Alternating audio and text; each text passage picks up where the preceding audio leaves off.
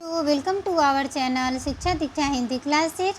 और आज हम सब वेस्ट बंगाल बोर्ड क्लास 10 का सिलेबस में लगा हुआ कहानी नमक कहानी पढ़ेंगे। नमक कहानी की लेखिका है रजिया सज्जाद जहीर। मूलतः ये उर्दू कथाकार हैं, उर्दू में ये लिखती हैं। और ये क्वेश्चन हमेशा पूछा जाता है कि रजिया सज्जाद जहीर हिंदी है, हिंदी की कथाकार है, उर्दू की कथाकार हैं या सिंधी की भाषा की कथाकार हैं। तो आप लोग हमेशा टिक करेंगे उर्दू की कथाकार, ठीक है। ये उर्दू में कहानियाँ लिखती हैं, उर्दू में इनका लेखन है। आगे देखिए, रजिया सज्जाद जहीर जो है नमक कहानी जो लिखी है, ये कहानी भारत पाक विभाजन के बाद सरहद के दोनों तरफ के विस्थापित पुनर्वासित जनों के दिलों को टटोलती एक मार्मिक कहानी है ना। ये दिलों को टटोलने की इस कोशिश में अपने पराये देश परदेश की कई प्रचलित धारणाओं पर सवाल खड़े किए।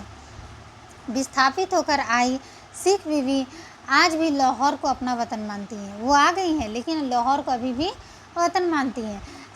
सौगात के तौर पर वहाँ का नमक लाए जाने की फरमाइश करती हैं।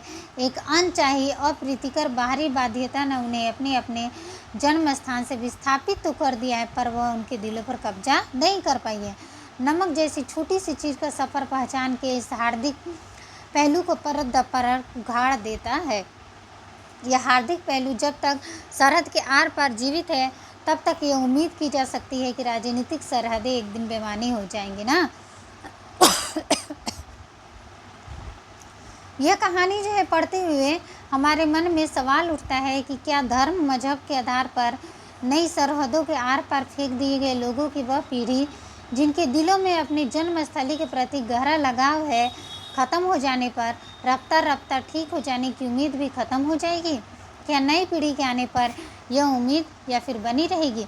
तो रजिया सज्जाद जहीर जो है नमक कहानी के जो है ये प्रश्न को जो है खड़ा करती है। नमक कहानी आइए पढ़ते हैं।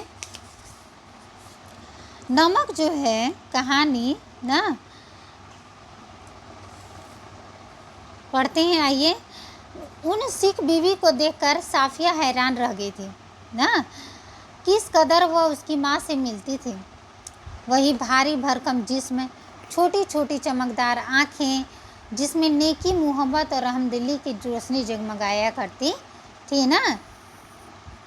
चेहरा जैसे कोई खुली हुई किताब हो, वैसा ही सफ़ेद बारीक मलमल का दुपट्टा जैसे उसकी अम्मा मुहर्रम में ओढ़ा करती थी ना। जब साफिया ने कई बार उनकी तरफ मोहब्बत से देखा तो उन्होंने भी पूछा उसके बारे में, घर की बहू से पूछा। उन्हें बताया गया कि ये मुसलमान है, कल ही सुबह लाहौर जा रही हैं अपने भाइयों से मिलने, जिन्हें इन्होंने कई साल से नहीं देखा।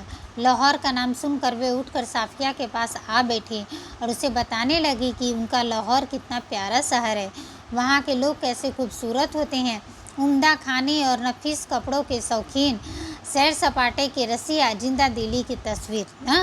ये सब बातें जो हैं ना बताने लगी ना। कीर्तन होता रहा, वे आहिस्ता आहिस्ता बातें करती रहीं। साफिया ने दो एक बार बीच में पूछा भी, माता जी आपको तो यहाँ आए बहुत साल हो गए होंगे। हाँ बेटी, जब हिंदुस्तान बना था तभी आए थे। वैसे तो अब यहाँ भी हमारी कोठी बन गई है, बिजनेस है, सब ठीक ही है, पर लाहौर बहुत याद आता है। हमारा वतन तो जी लाहौर ही है। उन्होंने बोला कि आखिर वतन तो हम लोग यहाँ पे आ गए, यहीं पे सारा बिजनेस है, घर भी है यहीं पे, लेकिन आखिर वतन हमारा कहाँ है? लाहौर ही है। फिर पलकों से कुछ सितारे टूटकर दुधिया आंचल में समा जाते हैं। बात आगे चल पड़ती मगर घूम घूम फिर कर उसी जगह पर आ जाती, साडा लाहौर। मतलब लोग उन दोनों को जो है लाहौर से बहुत क्या था, प्रेम था। कीर्तन को ये 11 बजे ख़त्म हुआ। जब वे प्रसाद हाथ में लिए उठने लगी और साफिया के सलाम के जवाब में दुआएं देती हुई रुखसत होने लगी, तब साफिया ने धीमे से पूछा, आप लाहौर से कोई सौगात मंगाना चाहें तो मुझे हुक्म दीजिए। साफिया ने पूछा कि अगर आप लाहौर से कुछ सामान मंगाना चाहते हैं तो आप मुझे बोलिए ना। वे दरवाजे से लगी खड़ी थी ना, दरवाजे से लगी हुई वे खड़ी थी ना, और उन्होंने बोला ना, हिचकिचा कर बहुत ही आहिस्ता से बोली। हिचकिचाई पहले वो, फिर आहिस्ता से बोली, अगर ला सको तो थोड़ा सा लाहौरी नमक लाना। क्या लाना? लाहौरी नमक। अगर आप लाएंगे ही तो थोड़ा सा हमारे लिए आप लाहौरी नमक ले आइएगा। 15 दिन यूं ही गुजरे कि पता ही नहीं चला। जिम खाना की सामे दोस्तों की मोहब्बत, भाइयों की खातिरदारियाँ, उनका बस न चलता था कि बिछड़ी हुई परदेसी बहन के घर ले कुछ न कर दें। मतलब ये अपने भाइयों के घर चली गई वहाँ पे, अब 15 दिन हो गया अपने भाइयों के साथ रहते रहते, लेकिन ऐसा लगा कि कब ये दिन गुजर गए। दोस्तों अजीजों की यह हालत कि कोई कुछ किए लिए आ रहा है, कोई कहाँ रखे, कैसे पैक करे, क्या करके ले जाएं, एक समस्या थी। सबसे बड़ी समस्या थी कि दामी कागज़ की एक पुड़िया की जिसमें कोई सेर भर लाहौरी नमक था। साफिया का भाई एक बहुत बड़ा पुलिस अफसर था। साफिया का भाई क्या था? पुलिस अफसर। उसने सोचा कि वह ठीक राय दे सकेगा। चुपके से पूछने लगी, क्यों भैया, नमक ले जा सकते हैं? अब वे पूछ रही हैं कि क्या हम यहाँ से नमक ले जा सकते हैं? वह हैरान होकर बोला, ना, नमक तो नहीं ले जा सकते, गैर कानूनी है। और नमक का आप क्या करेंगे? आप लोगों के हिस्से में तो हमसे बहुत ज़्यादा नमक आया है। उन्होंने बोला कि आपके हिस्से में तो हमसे भी ज़्यादा नमक आया है, आप नमक ले जाकर क्या करोगे, है ना? तो उन्होंने ये बताया। वह झुंझला गई। मैं हिस्से बकरी की बात नहीं कर रही हूँ ना, मैं हिस्से बकरी की बात नहीं कर रही हूँ। आया होगा, मुझे तो लाहौर का नमक चाहिए, मेरी माँ ने यही मंगवाया है। उन्होंने बोला कि मुझे लाहौर का नमक चाहिए, मेरी माँ यही मंगवाया है। भाई की समझ में कुछ नहीं आया। माँ का क्यों जिक्र था? वे तो बंटवारे से पहले ही मर चुकी थी ना, माँ उनकी बंटवारे से पहले मर चुकी थी। जरा नरमी से समझाने के अंदाज में बोला, देखिए बाजी, आपको कस्टम से गुजरना होगा, और अगर एक भी चीज़ ऐसी वैसी निकल आई तो आपको सामान की चिंदी बिखेर देंगे कस्टम वाले। कानून जो ना, वो उनके भाई ने ऐसे बोला कि आपको कस्टम से, अगर आप नमक ले जाती हैं तो आपको कस्टम से गुजरना होगा। वो बिगड़ कर बोली, निकल आने का क्या मतलब? मैं क्या चोरी से ले जाऊंगी, छुपा के ले जाऊंगी? मैं तो दिखा के, जता के ले जाऊंगी। उन्होंने बोला कि मैं क्या चोरी से ले जाऊंगी, तुम ऐसे बोल रहे हो? भाई, यह तो आप बहुत ही गलत बात करेंगे, कानून ना, मतलब उन्होंने बोला कि यह गलत बात आप कर रहे हैं ना। अरे फिर वही कानून कहे जाते हो, क्या सब कानून हुकूमत के ही होते हैं? उन्होंने बोला, क्या सब कानून हुकूमत के होते हैं? कुछ मोहब्बत, मुरव्वत, आदमियत, इंसानियत के नहीं होते? ये दोनों लाइन इंपॉर्टेंट है बच्चों। यहाँ भी मैंने इंपॉर्टेंट लाइन किया है, क्या आपको कस्टम से गुजरना होगा, ये लाइन दे देता है हमेशा एग्जाम में। और क्या सब कानून हुकूमत के, तो ये लाइन हमेशा एग्जाम में देता है। पूछेगा कि ये लाइन कहाँ से लिया गया है, किसने कहा है, इसका भावार्थ लिखें, तो याद आप लोग रखेंगे। आखिर कस्टम वाले भी इंसान हैं, कोई मशीन तो नहीं होते। जिस रोज़ 2 बजे दिन को उसे रवाना होना था, सुबह के लिए बहुत व्यस्त कार्यक्रम बन चुका था, इसलिए उसे सारी पैकिंग रात को ही करनी थी। कमरे के दरवाज़ा अंदर से बंद करके वह सामान बांधने लगी।